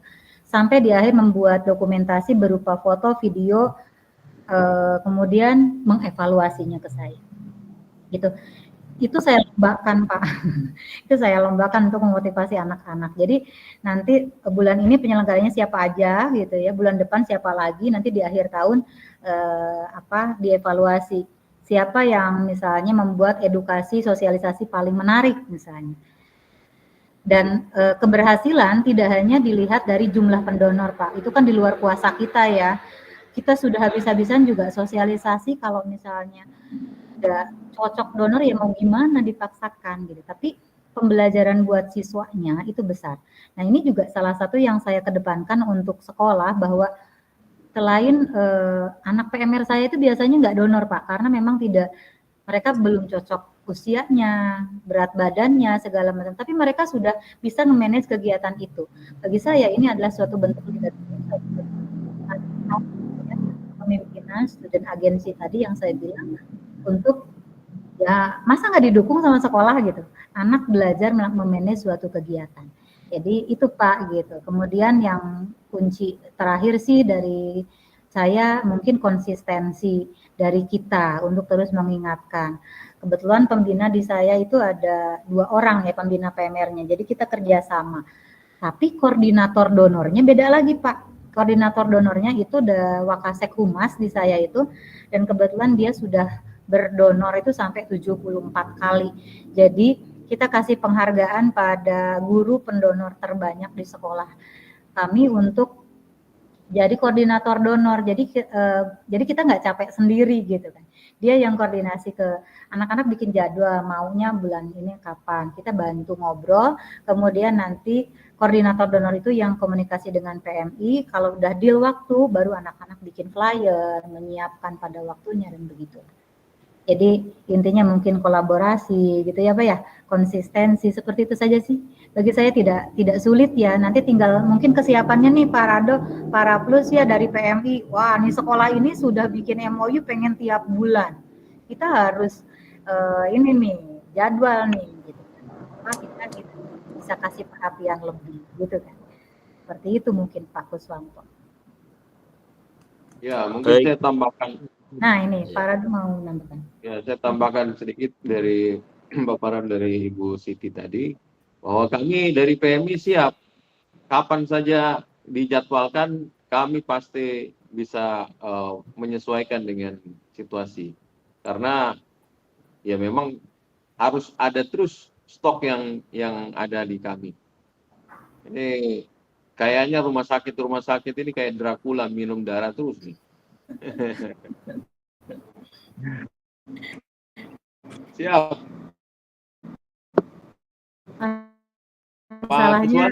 Jadi Pak Rado permohonannya ke mana? PMI. Unit donor darah PMI. Di Papua PMI ada provinsi Papua, ya. Pak. Mohon maaf Pak Kuswanto, dari mana? Di mana? Iya. Di Balai Penjaminan Mutu di Kota Raja. Oh siap. Balai Penjaminan Mutu. Jadi koordinasi ya Pak. Koordinasi dengan PMI-nya ya Pak ya. Ini Charles mungkin ada pertanyaan di chat. Iya Bu, ada pertanyaan ini dari Pak Arnold. Pertanyaan yang pertama, saya pernah donor untuk keperluan donor keluarga saya. Sekarang mau tahu gimana itu donor darah dari saya yang sampai ke keluarga itu bagaimana Ibu? Pertanyaan yang pertama. Mungkin dari ini Pak Dokter untuk ya? Pak Dokter aja ya yang bisa jawab bagaimana. Ya. Jadi setiap darah yang masuk itu kita akan melakukan screening. Nah kalau screeningnya oke, melalui pemeriksaan, lalu darahnya dari sampel darah dari pasien yang membutuhkan, dilakukan cross-match. Kalau memang oke, maka darah tersebut akan diproses dan disampaikan kepada pasien yang membutuhkan.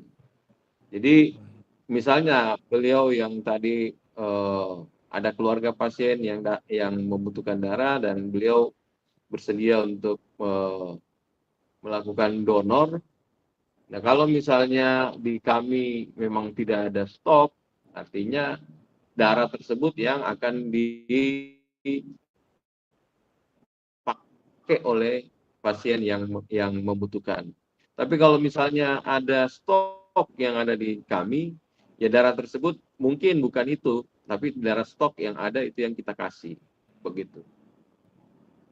Oke, baik. Untuk pertanyaan dari Pak Arnold nih, Pak Dokter. Pertanyaan yang ketiga, bagaimana bisa mengetahui Ada kalau yang kedua, transfusi ada darah? yang kedua. Oh, yang kedua. Oh, kedua mungkin dari Bu Siti ya? Ya, untuk donor di Bagaimana sekolah donor di belum sekolah? secara terbuka disampaikan, jadi belum semua siswa mau untuk berdonor. Ya, itulah Bapak, Ibu apa Bapak ini ya. Jadi memang ini adalah tugas kita atau PR kita terus-menerus. Siswanya kan berganti, kita terus-menerus mensosialisasikan. Itu baik dalam misalnya ada sesi khusus. Kalau saya sih misalnya ada sesi habis Jumat misalnya atau habis upacara kita ada edukasi. Ada berupa flyer-flyer, ada berupa info-info yang kita tempelkan di kelas. Kalau misalnya secara langsung dan tidak langsung terus-menerus kita infokan. Kemudian juga teladan. Jadi seperti itu nih Ibu, saya pikir teladan paling kuat nih ketika memotivasi anak. Anak semakin bersemangat untuk donor ketika gurunya juga ada yang donor gitu. Kemudian intinya edukasinya terus-menerus Bu. Memang kita sarankan sih sukarela ya. Tadi Pak Dokter bilang ada penggolongan nih untuk kategori pendonor darah itu. Kalau saya lebih fokus ke pokoknya ada donor darah sukarela, donor darah pengganti. Yang Ibu lakukan tadi di awal adalah donor darah pengganti untuk keluarga sendiri, tentu saja akan sampai kalau misalnya memang udah di-tag kan namanya buat siapa ya Pak Dokter ya, kalau misalnya jangan sampai misalnya darahnya ke orang lain kan keluarga sayanya nggak dapat, nggak gitu, kecuali misalnya sudah ada darah stok yang mungkin bisa dipakai nih, yang baru mungkin bisa nanti bergantian, intinya terpenuhi. Tapi kalau misalnya yang ini kita motivasikan nih supaya memang kita sepakat ya Pak Dokter, semua yang hadir di sini bahwa donor darah bayaran itu tidak bagus dan sebaiknya memang tidak ada gitu kan. Sebaiknya memang tidak ada. Jadi ini kembali kepada keluarga pendonor. Jadi kalau bisa jangan nyari yang harus dibayar gitu. Kalau bisa ketuk hati semua keluarga, datang ke sekolah, datang ke tentara, kemana ada nggak yang mau donor? Itu kan sukarela biasanya kan Pak Dokter ya, biasanya sukarela mereka kemudian untuk kepentingan di PMI misalnya. Jadi kita edukasi kepada siswa bahwa memang ya tidak baik untuk meminta imbalan gitu kan ketika kita sudah mendonorkan darah gitu. Walaupun wah kita kan tadi kan ya nyawa nih buat orang lain, kita malah jadi tarik mahal gitu. Padahal kita tahu, semua harus tahu bahwa darah ini anugerah berganti dengan alami oleh tubuh kita selama punya tulang, selama mereka dia hidup. Nah, jadi terus-menerus disadarkan seperti itu. Kemudian tentang berkah, tentang hidup bermanfaat, banyak deh Bu, udah berbusa-busa pokoknya. Kita jangan lelah-lelahnya karena memang itu tadi, anaknya berganti, mungkin kita punya PR, punya tantangan, terus-menerus mengedukasi supaya mereka melakukan donor darah sukarela. Nah, pertanyaan yang ketiga sih apa ya tadi? Mengetahui kalau transfusi darah yang ketika terima bersih dari penyakit, mungkin Pak Dokter kali ya, Bu. Ya. Halo. Pertanyaan yang ketiga, Pak, bagaimana bisa mengetahui kalau transfusi darah yang kita terima bersih dari penyakit? Karena saya sendiri alami selesai dia transfusi kena penyakit malaria. Padahal awal saya masuk rumah sakit karena muntaber, jadi kekurangan darah, akhirnya ketika dia transfusi dia terkena penyakit malaria, Pak Dokter. Oke, baik. Jadi memang di kami itu ada screening sebelum diberikan darah ke orang lain, itu kan dilakukan screening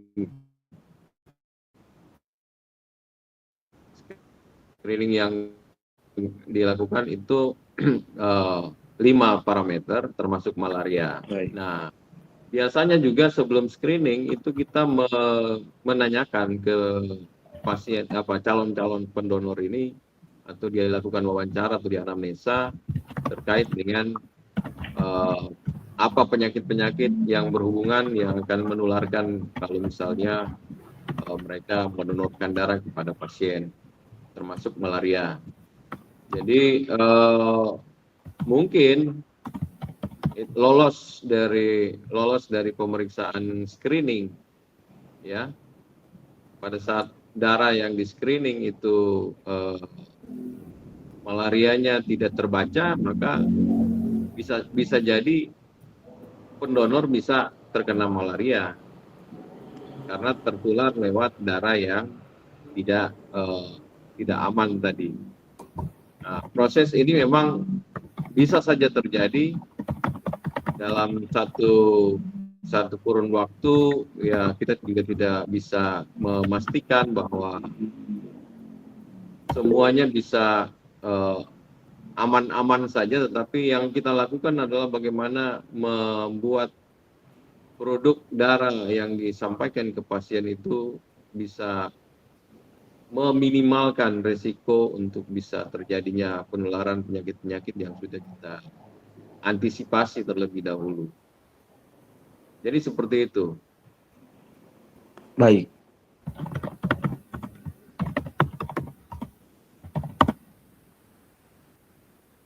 Kira-kira begitu ya Pak Arnold. Iya, siap, sudah terjawab. Apakah ada lagi pertanyaan? Ya, saya komentar sedikit terkait dengan tadi pertanyaan apa yang disinggung oleh Ibu Siti terkait dengan usia 17 tahun tadi itu. Iya, Pak. Jadi memang terkait dengan usia itu di beberapa negara mereka tidak, ya ukurannya berbeda. Ada yang 17, ada yang mungkin di bawah 17. Tergantung dari situasi negara tersebut, karena dari usia itu diharapkan usia 17 tahun itu sudah mempunyai kematangan fisik yang baik gitu ya. Kemudian secara kesehatan dia sudah stabil dan juga bisa mempunyai kemampuan untuk memahami prosedur-prosedur dalam melaksanakan kegiatan donor darah, dan juga bisa mengurangi resiko-resiko komplikasi dari donor darah tersebut. Ya, itu sebetulnya dasar dari kenapa harus 17 tahun. Begitu. Di Indonesia kita membatasi di 17 tahun. Begitu. Siap, terima kasih Bapak. Karena kalau dari fisik, saya sering lihat tuh anak yang di bawah 17 sudah sangat fisik, mental siap. Ada yang usianya 40 tahun pun kalau takut ya takut aja nih. Ya, betul. Ya, jadi kalau misalnya fisik murni yang dijadikan alasan, ya mungkin nyaris tidak full ya Pak ya. Ada anak saya pernah saya diprotes sama anak kelas 10. Kenapa Bu katanya? Saya punya hak pada diri saya sendiri, saya sehat, saya segala macam. Aduh, debatnya panjang deh sama dia gitu kan. Saya bilang, saya izin, kalian izin orang tua dulu. Orang tua juga gimana saya, katanya, aduh nih anak itu. Karena saking ingin donor Pak gitu. Dan alhamdulillah pas kelas, memang usianya kurang dikit waktu itu, udah ke 17, waktu kelas 10. Ketika dia lulus kelas 12, dia sudah mendapat sertifikat 10 kali, Pak, penyelenggaraan. Wah, luar biasa. Ya, karena jarang sekali kan gitu. Ternyata pas usut demi usut, dia sudah usia 17 pas di kelas 10 itu, karena dulunya pernah berhenti dulu. Jadi saya kalah ya. Asalnya kan kelas 10 nggak boleh donor gitu ya Pak ya. Saya salah tuh Pak. Ya 17 aja deh gitu. Karena dia ternyata berhenti dulu gitu. Jadi usianya sudah cukup. Mungkin itu Pak dari saya gitu. Jadi fakta dan memang tantangan di sekolah ini sering terjadi ya Pak ya gitu. Belum lagi dengan rekan sekerja yang ya jujur ada yang takut donor juga gitu kan. Tapi saya akan fokus pada teman-teman yang terbiasa donor gitu kan, atau yang ingin memulai donor gitu, kita dampingin aja. Tidak ada paksaan kan untuk kegiatan ini, tapi yang pasti kita memberi teladan, kita memberi kesempatan gitu kan. Menghadirkan tim donor itu ya berarti memberi kesempatan untuk berderma, bersosial dengan darah yang dimilikinya. Kalau sehat kan nggak masalah. Seperti itu Pak. Terima kasih atas sharingnya Bapak Ibu semua. Mungkin Ada waktunya lagi nih Bu, satu gimana? lagi kayaknya atas nama Ya. Bella. Ada resign. Siapa? Bella. Soalnya waktunya habis nih. Iya. Takut keburu mati. Oke. Sebentar.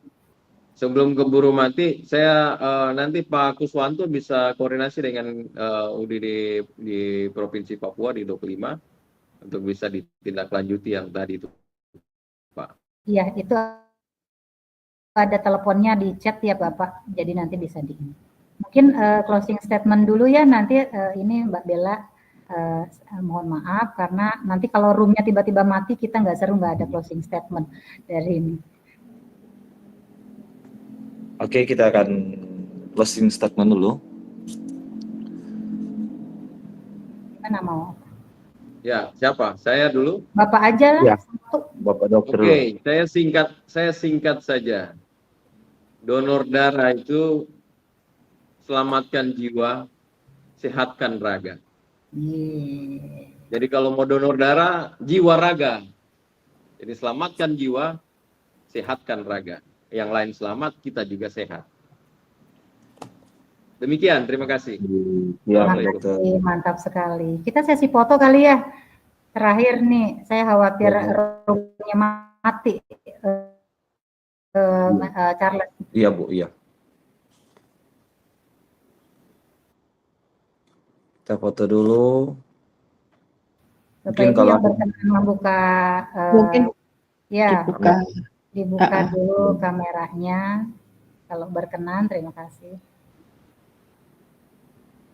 Ibu Ika nih yang ikut cukup lebih 30-an, bagus lah ya Bu Ika, mudah-mudahan nanti bisa menyebar infonya kepada yang lain. Baik. Oke, sudah. Oke, 1, 2, 3.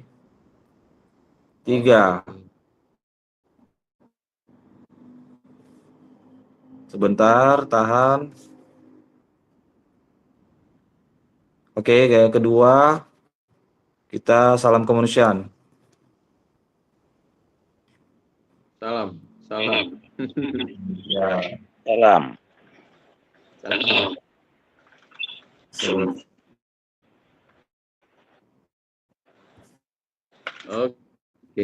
Oke. Oh, Pak Bella. Iya, Pak Bella. Nanti pertanyaannya bisa dikirimkan ke PMI Provinsi Papua ya Pak Bella. Baik. Siap. Terima Baik, kasih. itu saja. Siap. Terima kasih untuk semua Bapak Ibu peserta webinar pada pagi hari ini. Dengan kedua narasumber yang sangat luar biasa. Terima kasih Bu Siti, terima kasih Pak Dokter. Terima kasih Jin Lab. Iya.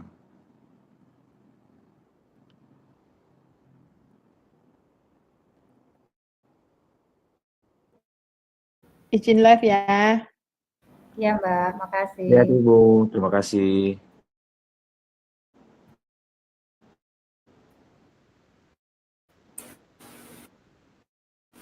Kasih.